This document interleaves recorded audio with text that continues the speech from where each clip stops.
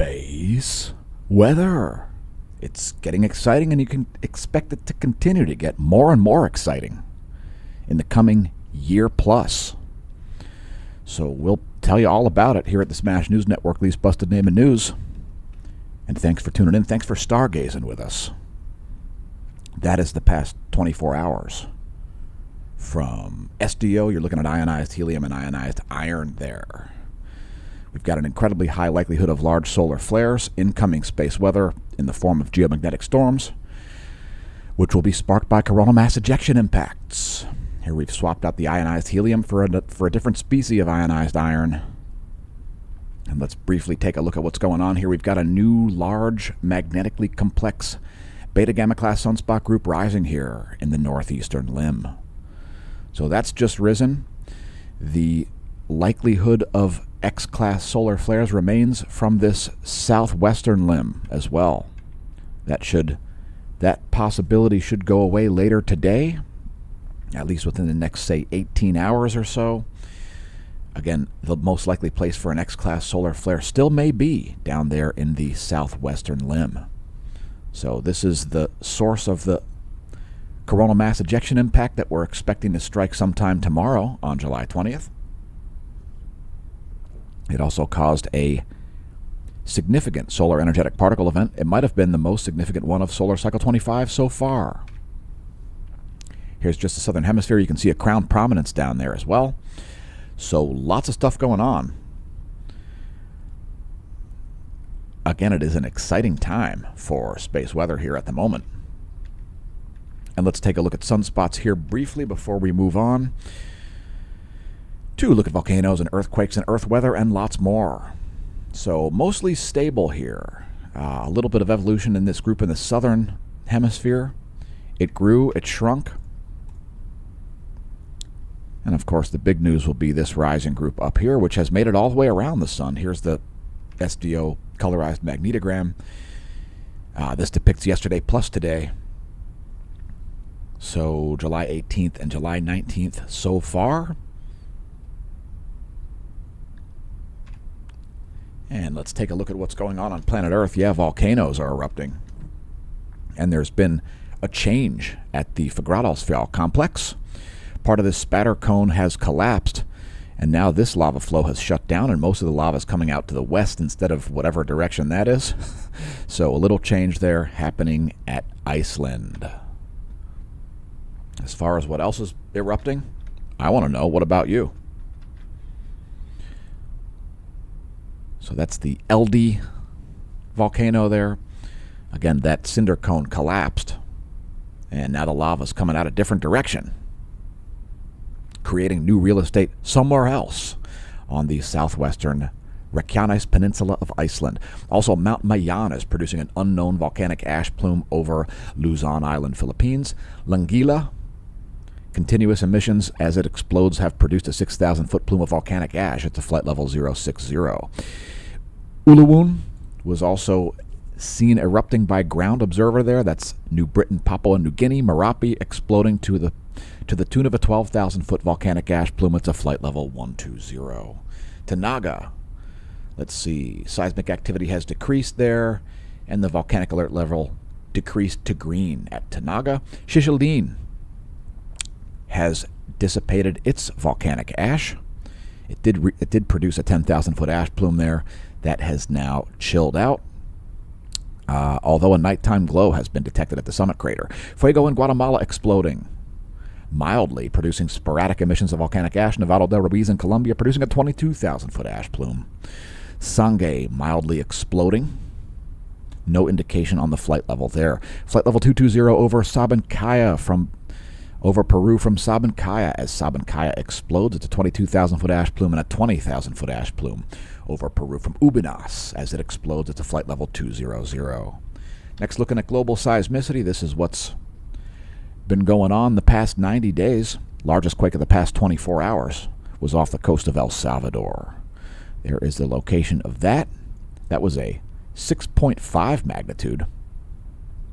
At some significant depth there, nearly 70 kilometers estimated depth, that came in early this morning at 0 dark 22 universal time. Let's see what else has been shaken over the past 24 hours. Looks like not a lot of quakes here of a 5+ magnitude. Here's an interesting one. Check this one out. A 5.1 at Nevada. All right, let's scroll up the list here. We will cite quakes of a 5 magnitude or higher. So again, that 6.5 at El Salvador came in at 0:22 this morning. There was a 5.2 at the East Pacific Rise at 2:45 this morning, in the middle of nowhere. And then aftershocks at El Salvador, no surprise there. And then this 5.1 at Nevada, deep into the continent there. 7:34 Universal Time this morning. Nevada had a 5.1. Let us know in the comments if you felt that quake. Not super common there for Nevadan earthquakes. Peru also had a 5.0 this morning at 10:12 Universal Time. And let's get back to space.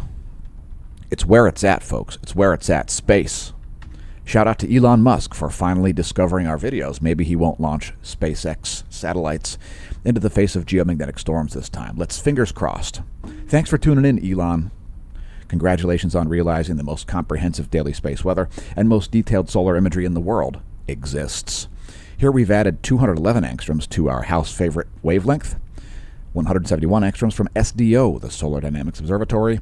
This is great at showing filaments in the extended corona, also coronal holes visible there, which is where we're going next. Before we do that, here's the past 24 hours from SDO in ionized helium. 304 angstroms is another favorite wavelength. Lots of active regions on the Earth-facing portion of the solar disk, and you can expect that to only increase for like another 8 or 9 months. It's exciting stuff, and here comes some more space weather stats. The 10.7 centimeter radial flux is now all the way up to 219 solar flux units. As we approach the previous high of solar cycle 25, you can expect the sun to break out of previous highs. Here's the 1-year graph to put all of that into context. The black line there is a radial flux. The red line is the sunspot number. The pink line is the 30-day sunspot average. And yeah, again, we had a new sunspot rise in the northeast. I suspect that might be largely responsible for the huge uptick in the radial flux there. Now way up here at 219 solar flux units. And let's take a look at what the Space Weather Enthusiast dashboard has to say about the CME impacts. First of all, before we even do that, let's briefly show NOAA's Enlil spiral. And that is showing an impact to show up late in the day tomorrow on July 20th. So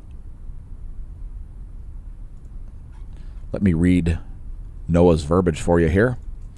An escalation in active levels with a likelihood of a G1 storm level on July 20th is forecast in reaction to any CME arrival effects. There is also a chance of G2 moderate storm conditions and a slight chance of G3 strong levels upon and after CME arrival. Active levels are expected on July 21st as any CME effects continue with a good chance of G1 and slight chance of G2 levels. So yeah, like we said, it could be all the way up to a KP8. NOAA's not expecting it to be higher than a G2 or possibly a G3. Anyway, that's the forecast from NOAA, expecting it to arrive, the main impact to arrive sometime after midday tomorrow on July 20th. So once again, when this many forecasts agree, folks, you can expect them to be correct. If you see NOAA and Smash-O-Mash and Tamitha Skov all agreeing on coronal mass ejection impacts, you can bank on those. It's very, very rare for that many people to be wrong about CME impacts.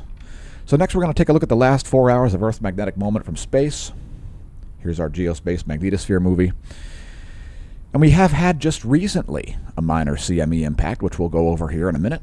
One of the several glancing blows that we've been forecasting the past week plus, as solar activity has been anything but weak.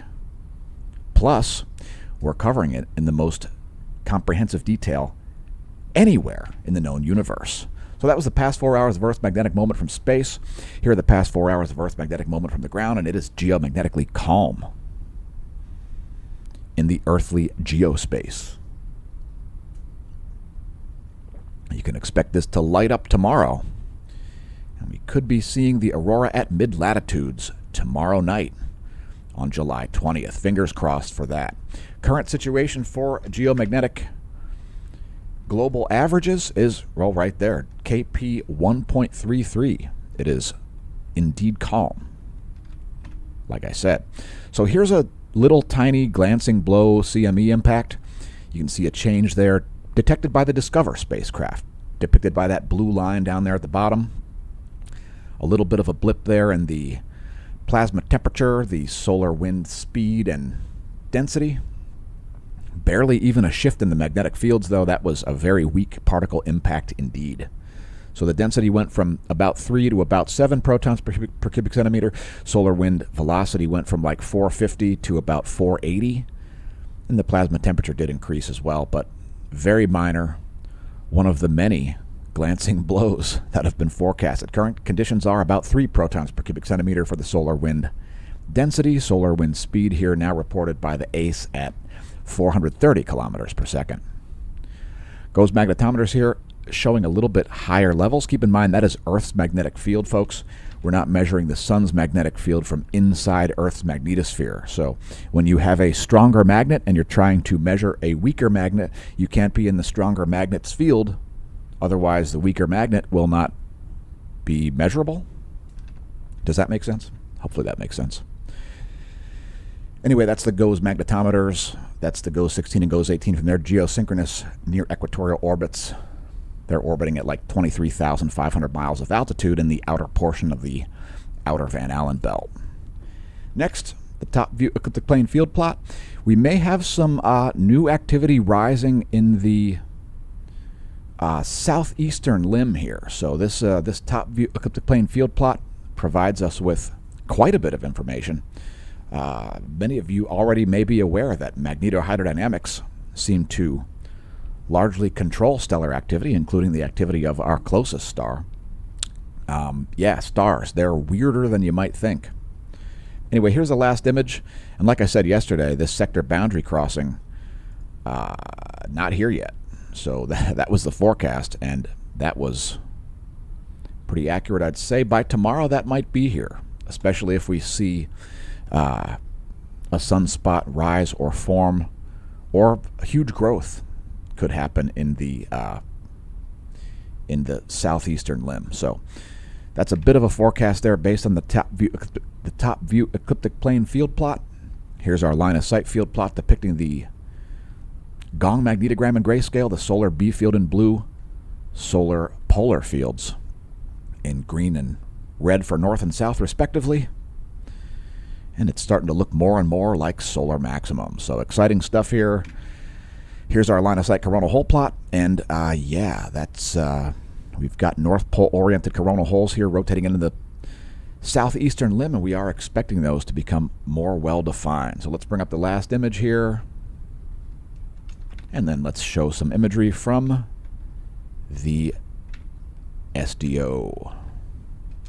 So there's your SDO 24-hour video. 211 angstroms. These are South Pole oriented coronal holes right here. And down here we've got some North Pole oriented coronal holes. Again, those, like I said yesterday, those will become more well defined in the coming couple of days. So expect coronal holes to, quote, open up, and, quote, over here. It's really not necessarily opening up, just becoming more visible because that plasma is blocking our view of those coronal holes. And it's time to move to sunspots. Yeah, sunspots, they're kind of important for solar cycles, right? People have been counting them for hundreds of years. So there is the current situation. And let's see, we've got 2 new sunspot groups here that don't have names yet, it looks like. So this group up here and this group down here. So this group here, that'll be 3378. And then up here we'll have 3379, assuming there aren't any major changes between today and tomorrow. So let's look at sunspots here. Let's bring up our, here we've got the SDO continuum plus 304 angstroms to highlight the active regions. Here we've zoomed into the equatorial view.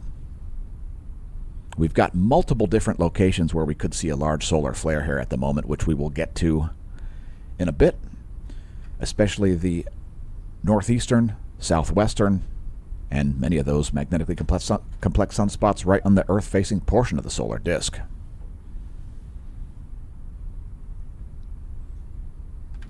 So here's the past 24 hours in SDO magnetogram, plus 304 angstroms. Spectacular imagery there.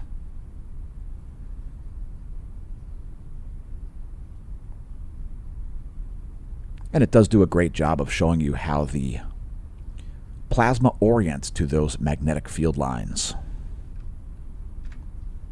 Last but not least, here's SDO continuum plus the Earth scale there. And again, all right, we've got two new groups that ought to be named down here. So there's one, there's two, and there's three. So significant uptick in the radio flux here, evidenced by these new sunspots.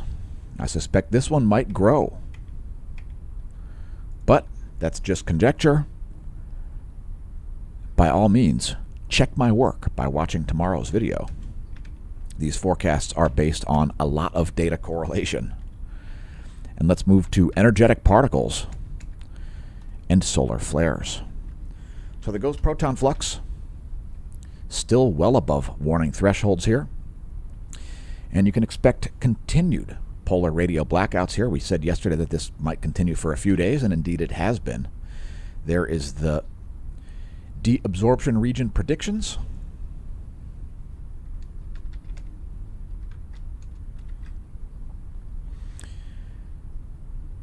And those polar radio blackouts are caused by radiation emitted by protons orbiting Earth's magnetic field lines. Yeah, so that's, again, expect that to continue here.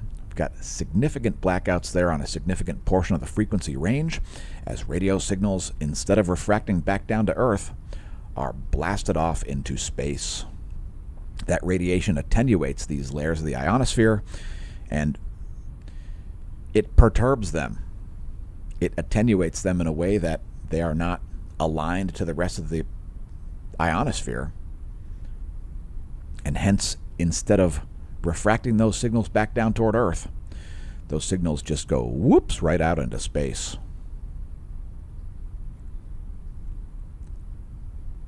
So those equatorial radio brownouts, those are caused by the solar X-ray output. The polar radio blackouts are caused by the SEP, the solar energetic particle event, which we just showed in the GOES proton flux. This is how you can watch the effects of both solar energetic particle events and solar flares in near real time. The deabsorption predictions feature of the Space Weather Prediction Center.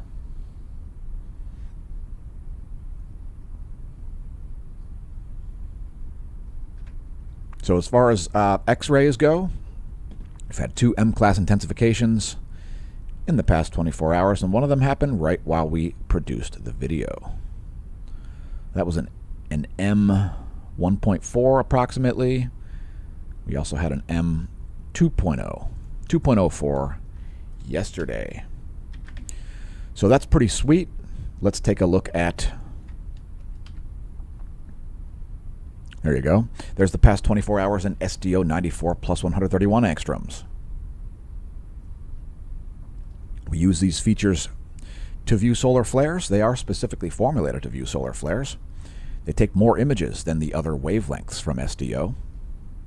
That's 94 and 131 angstroms both.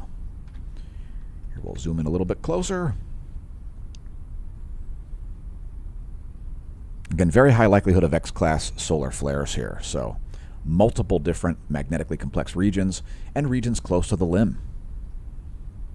And the most likely place to see a large flare is magnetically complex regions close to the limb.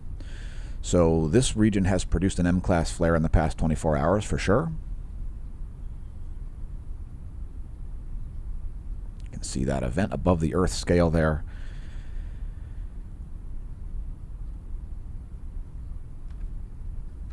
And before we get to coronal mass ejections and so on, let's go over some more space facts. This is what's going on over Lehigh Valley at the moment. We use skyandtelescope.org at the moment for our star charts. And you've got the Mercury and Moon behind the sun here. So if you are viewing the dusk sky, you got a great view there, especially if you have a low horizon and low light pollution. You could have Mercury, a thin sliver crescent moon there, and Venus and Mars all visible in the early night sky. So tomorrow night might be a great night to view that. We'll have low light pollution from the moon. Hope for clear skies over the northern hemisphere, wherever you're located, in hopes that we'll be able to see the aurora borealis or perhaps australis for our south of the equator viewers. Next, your solar system forecast. Before we do CMEs, we show you where things are and where they'll be in a week. Here's where things will be in a week. That's a pretty accurate forecast there. Those planets have been there for billions of years, and they are not going to kill you or suddenly start controlling solar activity. That is not a thing. The barycenter is not in control of solar activity, and neither are the positions of Jupiter and Saturn. But there's where things will be in a week regardless. And let's move to coronal mass ejections. Now, unfortunately, we do have some missing data here. First of all, there's missing data there from George Mason University the last 2 days, not showing up there on the SEEDS, the Solar Eruptive Event Detection System, SEEDS, SEEDS. But don't worry, folks, we've got plenty of data. And by the way, that may be another CME that has an earthly directed component. So, as if we haven't had enough, it looks like another one may have an earthly directed component here. This one came in late in the day last night. So right about 2000, about 8 p.m. Universal Time there, there's a CME coming out of the northeastern limb. Now, on second thought, I don't think that has an earthly directed component. The event from the southwest there, that is a separate event, it looks like. Anyway, we'll let those play through one more time so you can be the judge. And then we'll show some additional data as well.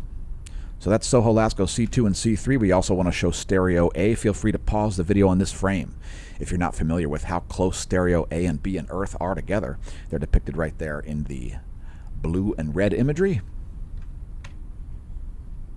And we've paused this here. Here's stereo A on the left and Soho Lasco C3 on the right. So if you look at this CME here, we pause this at 2053 Universal Time for stereo A's coronagraph and 2118 for Soho Lasco C3's coronagraph. Unfortunately, after this, we have no more data for about 5 hours, 4 hours. So yeah, that's not very helpful. But Soho Lasco C3, that looks like it will miss Earth to the northeast. So don't worry, we've got additional coverage for you here. Here are our custom coronagraphs, which we created using helioviewer.org. That's the past 24 hours. You've got SDO 193 angstroms, Soho Lasco C3 in blue, C2 in red.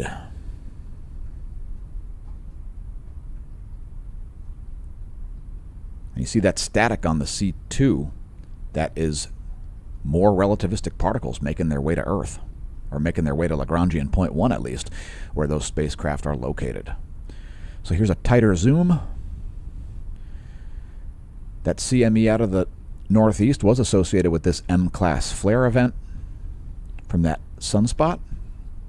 There you can see that, launching that CME, not likely in an earthly direction. So we don't see any limb darkening down here. We expect that to miss Earth. And geez, our forecasts have been, shall we say, accurate. So here's the past 24 hours and just 193 angstroms by itself.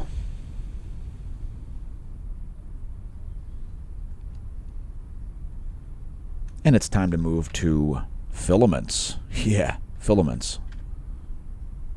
So filaments have a tendency to turn into coronal mass ejections. So we show them daily on the channel. There's a view from El Teide, Spain's Hydrogen Alpha telescope. part of the National Solar Observatory, and we've got huge filaments and lots of them. So one up here in the northeast, that one's got a high likelihood of blasting off. One down here in the southeast, that one's got a high likelihood of blasting off. And this one over here in the southwest, that's got a high likelihood of blasting off. So lots of filaments.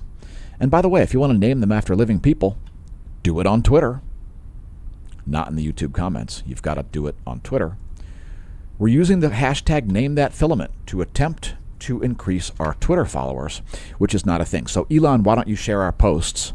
Thanks to Elon for being such a great proponent of, quote, free speech, end quote. Even though the censorship continues on Twitter. So here's the past 24 hours in our favorite wavelengths for filaments, the 304 plus 193 angstroms goodness, ionized helium and iron from SDO. And several filaments there, no less than 4 that could get names. You'll find links to the Twitter account right below the video. And here we've actually swapped out the 304 angstroms for 171 angstroms. There's 171 plus 193. It's another 24-hour video, by the way. And there is 171 angstroms by itself. That's where we'll close out our custom HelioViewer videos. And we'll take a look at the most recent event, which actually, interestingly enough, did occur from the southwestern limb. So here is our GOES 18 SUVI imagery. And indeed, you can see that M-class flare came from this area down here. So multiple regions with a high likelihood of producing large solar flares, including the possibility of X-class flares, huge filaments. Coronal mass ejection likelihood to continue remains at 100%. Expect additional CMEs in the next 24 hours. And incoming CME impacts, it's a banner moment for space weather. And we didn't just leverage ourselves here accidentally. I've been studying cosmology since about 1979. I guess I'm dating myself now. Let's move into our bonus features segment. Satellite charging hazards are non-existent. You can follow it yourself if you like at the satellite's community dashboard. No surface or internal charging hazards. The GOES electron flux here coming off the floor, exceeding NOAA's forecast. So that's the GOES electron flux for the past 3 days as measured using radiography by the GOES 16 and GOES 18 geosynchronous near equatorial spacecraft. There's the one-year graph. To put it in context, we're now in the upper part of the middle range there of the relativistic electrons, the greater than 2 mega electron volt electron fluence. There you can see the NOAA forecast model expecting even higher levels here. And it's entirely possible. And we also could see a huge dip in the electron flux as the CME impacts arrive sometime after midday tomorrow. So that's I've got no comment on that. We'll just have to wait to see what happens there. And again, since the electron flux is measured at the F layer of the ionosphere, feel free to pause the video on this frame if you're not familiar with electromagnetic radiation penetration through atmospheric layers, molecular concentrations, thermosphere temperatures at solar minimum and solar maximum, etc. Here is the vibrational frequency of the ionosphere. And you can expect to see a lot of red on this in 2 days. So Friday's daily space weather video, you can expect to see quite a bit of anomalous activity in the ionosphere, following a possible KP8 significant G3 level geomagnetic storm. We'll also show the anomalygram. There's the anomaly in megahertz from a 30-day median. It's anomaly in megahertz. Megahertz being millions of vibrations per second of that diffuse material in the upper layer of the ionosphere at about 300 kilometers of altitude. So that's the current scenario.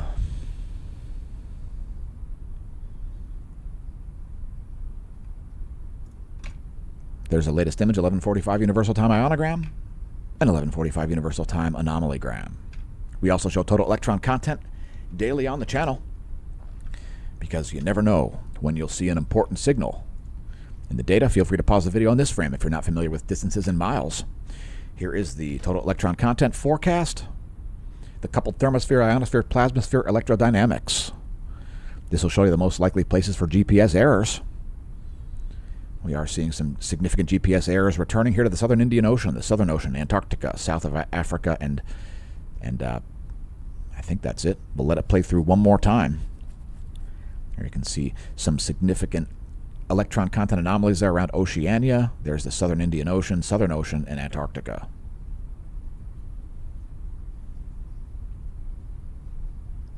If you're expecting major GPS errors and you're navigating, turn on Wi-Fi location accuracy. If you are near Wi-Fi hotspots, you'll be able to navigate just fine. Here is the total electron content anomaly from the 10-day average over North America. And we did see some signals here yesterday, raising the possibility that there could be a 6+ magnitude quake coming to the Cascadia fault zone. We also do have a forecast here about to expire. However, possibly that earthquake off the coast of El Salvador was that previous forecast. And if we're starting to see earthquake forecasting abilities in the total electron content, that's pretty serious. We'll have to start out with North America and then continue on. This channel does not suggest that we are forecasting earthquakes, but if we have the ability to, I suspect that might be a valuable feature of the Smash News Network, least busted name in news. What do you say? Let us know in the comments what you think. So here's the latest intensitygram, and there's the latest magnetogram. You know, I think we've actually got we've got two new groups down here and one group up here. I'm not going to go over these specific groups in terms of their magnetic complexity. This group here is at least beta gamma class. It might even be beta gamma delta class. There still is a high likelihood of large solar flares down here. And yeah, it's just a lot of sunspots. And you can expect this to only increase, again, for about 8 to 9 months, as we are still not at solar maximum. And let's move into our meteorology segment. But before we do that, let's take a moment to promote the channel on social media, shall we? Are you on Instagram? Make sure you'll follow us over there. Instagram.com/smashomash. You'll see things like diet, fitness, and lifestyle posts over there. You can also follow us on Twitter. Follow the hashtag #NameThatFilament if you'd like to name filaments after living people. It's been an interesting feature, and I think we should continue on with it. What do you think? Let us know in the comments. Should we keep naming filaments? If so, the best way to promote that is to get on Twitter if you're not already there. And if you've unplugged entirely from social media, we don't blame you. It is quite pathetic. But if you are going to get on Twitter, tag us in a tweet and follow the hashtag #NameThatFilament. We'll be there, and we'll name filaments. So we've created our own massive web ring starting back in 2019. We saw the writing on the walls, the pathetic censorship on certain quote social media and quote platforms, which are about as social as locking yourself in the basement with a bottle of vodka by yourself. And so we launched smashomash.com because in 2018 a crack YouTube unit was sent to social media prison for a crime we didn't commit. We promptly escaped a maximum security social media stockade to the internet underground, where we survive as producers of fortune.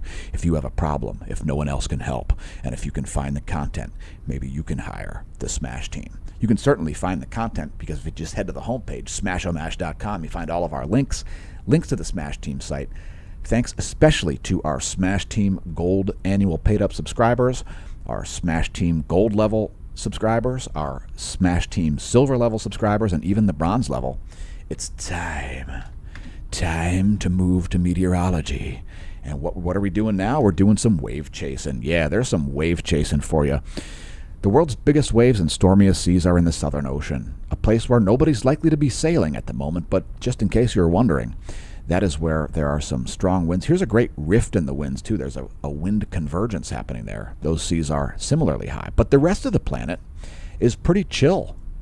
It's pretty good times for mariners here, as there are not any really major high wave environments here at the moment.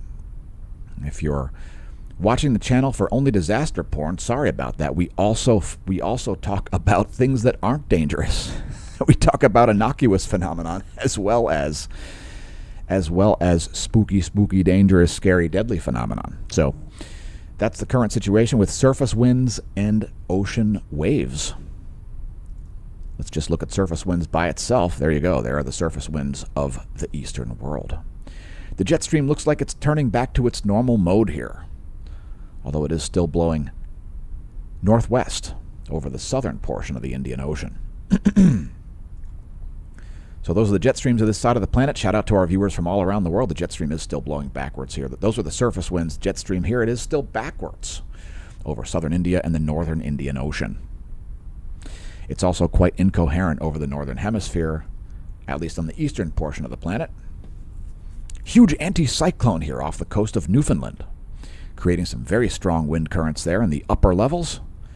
That is the 250 millibar, 250 hectopascal winds, actually, depicting the jet stream as an anticyclone continues over Arizona, likely clear skies over the state of Arizona. Doubled up jet stream there over the Great Lakes. Here are the surface winds of this side of the planet. And this strong low over here, it's still sucking up Saharan dust, I suspect. Let's just take a brief look at that. There is the Duex, and look at that. It's sucking up even more Saharan dust than it was yesterday, causing that system to stagnate and not grow. Here are the surface winds of the central world. And did you notice my forecast for the Tour de France yesterday? I said Jonas Vingegaard was going to win the uphill time trial. And did you see what happened there? Now, today's a very hard stage, so he could lose the jersey today, as today is believed to be the hardest stage of the Tour. Nobody was expecting him to beat Tadej Pogacar by, nearly 1 minute and 40 seconds on yesterday's uphill time trial. That was pretty sweet for Jonas Vingegaard of Denmark. Anyway, that is the surface wind environment for the central world, and here are the jet streams. And there you can see that backward jet stream over the northern Indian Ocean and parts of northeastern Africa. Continuing right along, we're going to show a satellite map here. This is windy.com's satellite map. And let me just refresh that so it animates for you. It's one of our many value-added services. We don't just cover space weather, we cover Earth weather because, well, I discovered like 20 years ago it's too easy to forecast Earth weather. However, not everybody seems to agree there, including many meteorologists who are paid a lot of money to do it. So it's just a matter of understanding atmospheric physics, folks, and having access to the right data, which you have, windy.com being one of those sets of data. So here is our clouds and fog map for the Americas. Check out the low clouds there over southern Brazil.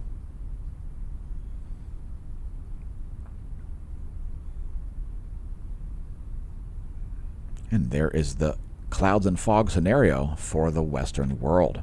Here's our weather.gov map. If your location is lit, I feel like a broken record. Head to weather.gov and click on your county or waterway or wherever you happen to be. Those are tropical storm warnings there around Hawaii, although it doesn't look that extreme. A lot of heat warnings there. Again, if your location is lit up, click your location on weather.gov. And here is our smoke map. This is the Canadian smoke map, and there's a huge fire there around the Oregon-California border. Besides that, it's... okay, why isn't it playing? So there's the forecast from our Canadian smoke map. That is... firesmoke.ca. And Washington will be the smoke capital of the U.S. here. Also Northern California and Southern Oregon getting a lot of smoke. So here comes some forecasts. This is your jet stream forecast based on the GFS 72-hour model. Jet stream will dip down a little bit lower here toward Kentucky and Tennessee in the coming days. The 250 millibar winds. Here is our pressure and precipitation forecast. And like we said yesterday, some strong storms coming to eastern Colorado, parts of Kansas, and then breaking up over Oklahoma. It's a GFS 72-hour pressure and precipitation forecast. We'll also show the total accumulated precipitation since we've got some flooding on the map. Tennessee, Kentucky, parts of Colorado, Nebraska, Kansas, rather, and Oklahoma there to see the largest rain totals. Also Pennsylvania to get quite a bit more rain here. Rain totals exceeding 4 inches there in some parts of the country. And here is our temperature anomaly forecast in degrees Celsius.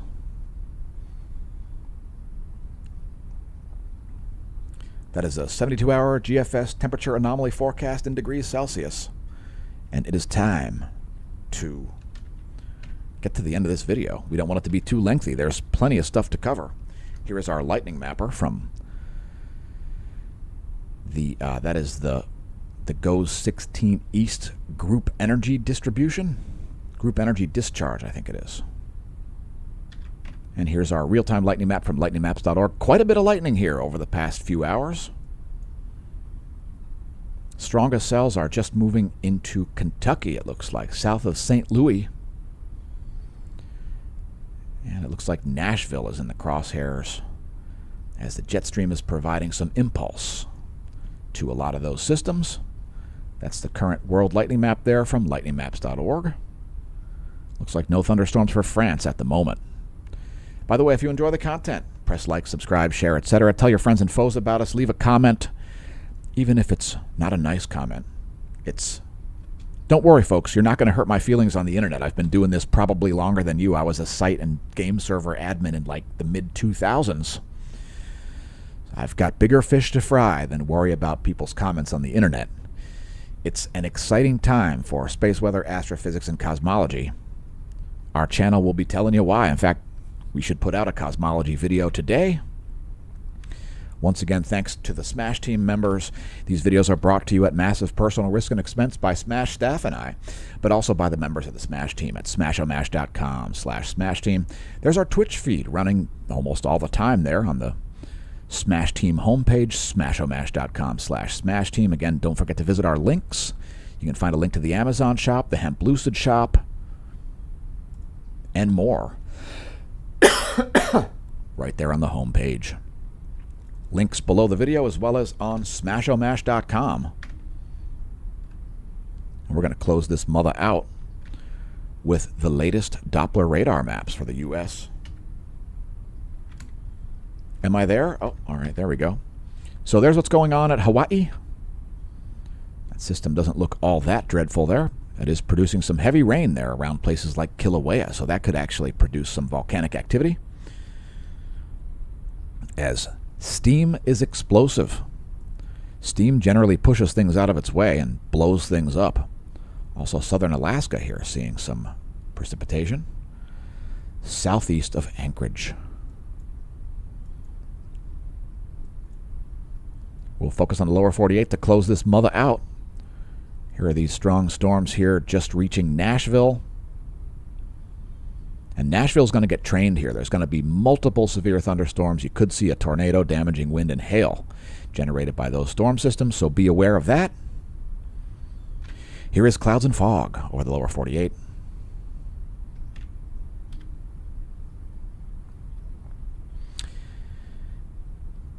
And here's the water vapor map. You can see that cold air rushing down over the Great Lakes and so on. And huge pressure gradients forming there over Tennessee, moving down toward the Carolinas. Anyway, here's your recap. Doppler radar depicts vertical motion in the air column. Shortwave radiation depicts infrared radiation at 3.9 micrometers. It shows clouds and fog, even when it's too dark for the visible satellite. And there's the water vapor map, and you can see this huge anticyclone here, kind of right near the Four Corners region. A great example here of a clockwise upper level rotation. That is what you would call a high pressure zone, a high pressure dome, really. And that is where we will close things out. So anyway, thanks once again for tuning into the Smash News Network, least busted name in news.